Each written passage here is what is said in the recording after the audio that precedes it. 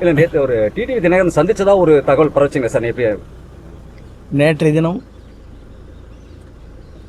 என்னுடைய சொந்த வேலையாகவும்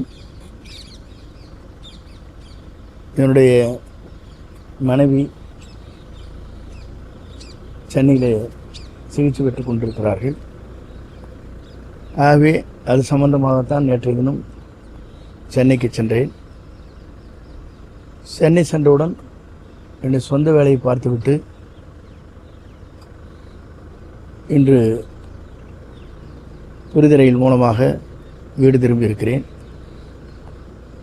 பொதுவாக யாரையும் அரசியல் ரீதியாகவோ மற்ற ரீதியாகவோ யாரையும் நான் சந்திக்கவில்லை.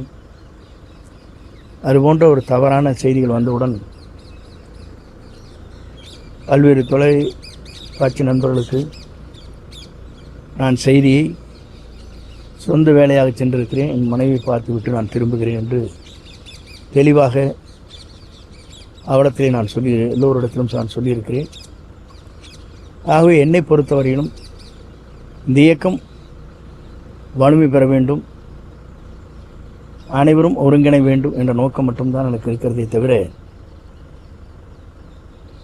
புரட்சித் தலைவர் கண்ட கனவு, புரட்சித் தலைவர் அம்மாவுடைய சட்டமன்றத்திலே உரையாற்றுகிற போது 100 ஆண்டு காலம் இந்த இயக்கம் நிலைத்து நிற்க வேண்டும் என்ற அந்த கனவை நிறைவேற்றுவதற்கு பல்வேறு தியாகங்களை செய்து தொண்டர்கள் இந்த இயக்கத்தை உயிர் மூச்சாக இருந்து கொண்டிருக்கிற இந்த இயக்கத்தில் எல்லோரும்